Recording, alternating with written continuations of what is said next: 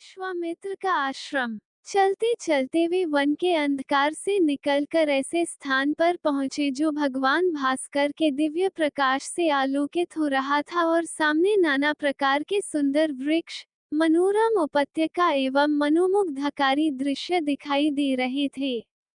रामचंद्र ने विश्वामित्र से पूछा, हे मुनिराज, सामने पर्वत की सुंदर उपत्यकाओं में हरे हरे वृक्षों की जो लुभावनी पंक्तियां दृष्टिगत हो रही हैं, उनके पीछे ऐसा प्रतीत होता है कि जैसे कोई आश्रम है।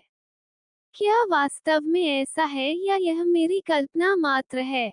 वहां सुंदर सुंदर मधुरभाषी पक्षियों के झुंड भी दिखाई दे रहे हैं, जिससे प्रतीत होता है कि मेरी कल्पना निराधार नहीं है। विश्वामित्र जी ने कहा, हे वत्स, ये वास्तव में आश्रम ही है और इसका नाम सिद्धाश्रम है। ये सुनकर लक्ष्मण ने पूछा, गुरुदेव, इसका नाम सिद्धाश्रम क्यों पड़ा?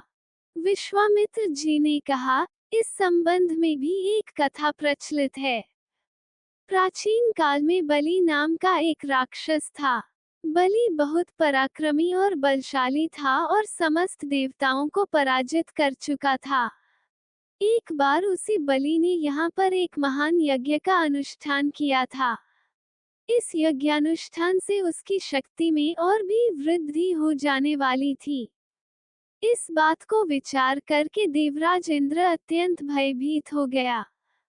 इंद्र समस्त देवताओं को साथ लेकर भगवान विष्णु के पास पहुंचा और उनकी स्तुति करने के पश्चात उनसे प्रार्थना की, हे त्रिलोकीनाथ, राजा बलि ने समस्त देवताओं को परास्त कर दिया है और अब वो एक विराट यज्ञ कर रहा है। वो महादानी और उदार हृदय राक्षस है। उसके द्वार से कोई भी याचक खाली हाथ नहीं लौटता। उसकी तपस्या, तेजस्विता और यज्ञादि शुभ कर्मों से देवलोक सहित संपूर्ण ब्रह्मांड कांप उठा है।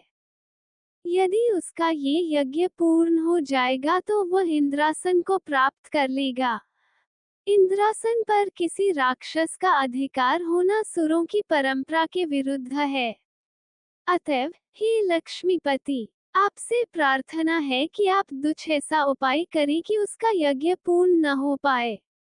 उनकी इस प्रार्थना पर भगवान विष्णु ने कहा, आप सभी देवता निर्भय और निश्चिंत होकर अपने अपने धाम में वापस चले जाएं। आप लोगों का मनोरथ पूर्ण करने के लिए मैं शीघ्र ही उपाय करूंगा। देवताओं के चले जाने के बाद भगवान विष्णु वामन, बौने का रूप धारण करके वहां पहुंचे जहां पर बलि यज्ञ कर रहा था। इस बौने किंतु परम तेजस्वी ब्राह्मण से राजा बलि अत्यधिक प्रभावित हुए और बोले, विप्रवर, आपका स्वागत है। आज्ञा कीजिए, मैं आपकी क्या सेवा कर सकता हूँ? बलि के इस तरह कहने पर वामन रूपधारी भगवान विष्णु ने कहा, राजन, मुझे बैठकर भगवान का भजन करने के लिए सिर्फ 2.5 चरण भूमि की आवश्यकता है। इस पर राजा बलि ने प्रसन्नता पूर्वक वामन को 2.5 चरण भूमि नापने की अनुमति दे दी। अनुमति मिलते ही भगवान विष्णु ने विराट रूप धारण किया और एक चरण में संपूर्ण आकाश को और दूसरे चरण में पृथ्वी सहित पूरे पाताल को नाप लिया और पूछा, राजन, आपका समस्त राज्य तो मेरे 2 चरण में ही आ गए। अब शेष आधा चरण से मैं क्या नापूं? बलि के द्वार से कभी भी कोई याचक खाली हाथ नहीं गया था। बलि इस याचक को भी निराश नहीं लौटने देना चाहता था।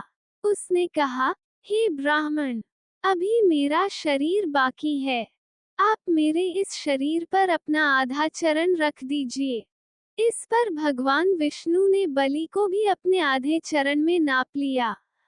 बलि का ये दान इतना महान था कि बलिदान के नाम से विख्यात हो गया।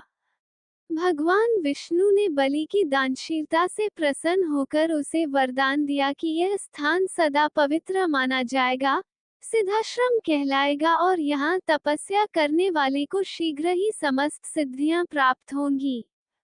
उसी समय से यह स्थान सिद्धाश्रम के नाम से विख्यात है और बहुत से ऋषि मुनि यहाँ तपस्या करके मुक्ति लाभ करते हैं। मेरे स्वयं का आश्रम भी इसी स्थान पर है। मैं यहीं बैठकर अपना यज्ञ संपन्न करना चाहता हूँ। जब जब मैंने यज्ञ प्रारंभ किया तब तब राक्षसों ने उसमें बाधा डाली है और उसे कभी पूर्ण नहीं होने दिया। अब तुम आ गए हो और मैं निश्चिंत होकर यज्ञ पूरा कर सकूंगा। इस प्रकार की बातें करते हुए विश्वामित्र ने राम और लक्ष्मण के साथ अपने आश्रम में पदार्पण किया।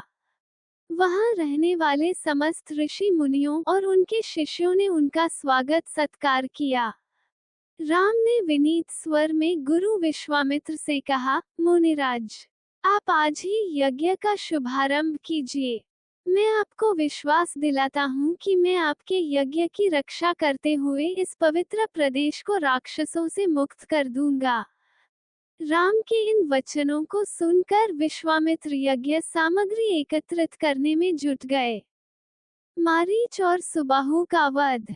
दूसरे दिन ब्राह्म मुहूर्त में उठकर तथा नित्यकर्म और संध्या उपसना आदि निवृत्त होकर राम और लक्ष्मण गुरु विश्वामित्र के पास जाकर बोले, गुरुदेव, कृपा करके हमें ये बताइए कि राक्षस यज्ञ में विघ्न डालने के लिए किस समय आते हैं।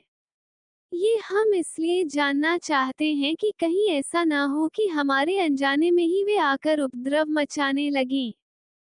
दशरथ के वीर पुत्रों के इन उत्साह भरे इन वचनों को सुनकर वहां पर उपस्थित समस्त ऋषि मुनि अत्यंत प्रसन्न हुए और बोले, हे रघुकुल भूषण राजकुमारों, यज्ञ की रक्षा करने के लिए तुमको आज से 6 दिनों तथा रात्रियों तक पूर्ण रूप से सावधान मुद्रा में और सजग रहना होगा।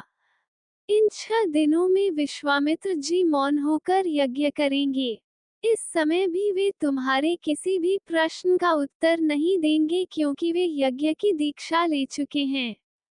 सूचना पाकर राम और लक्ष्मण दोनों भाई अपने समस्त शस्त्रास्त्रों से सुसज्जित होकर यज्ञ की रक्षा में तत्पर हो गए। 5 दिन और 5 रात्रि तक वे निरंतर बिना किसी विश्राम के सतर्कता के साथ यज्ञ की रक्षा करते रहे, किंतु इस अवधि में किसी भी प्रकार की विघ्न बाधा नहीं आई। 6वें दिन राम ने लक्ष्मण से कहा, भाई सौमित्र, यज्ञ का आज अंतिम दिन है और उपद्रव करने के लिए राक्षसों की आने की पूर्ण संभावना है। आज हमें विशेष रूप से सावधान रहने की आवश्यकता है।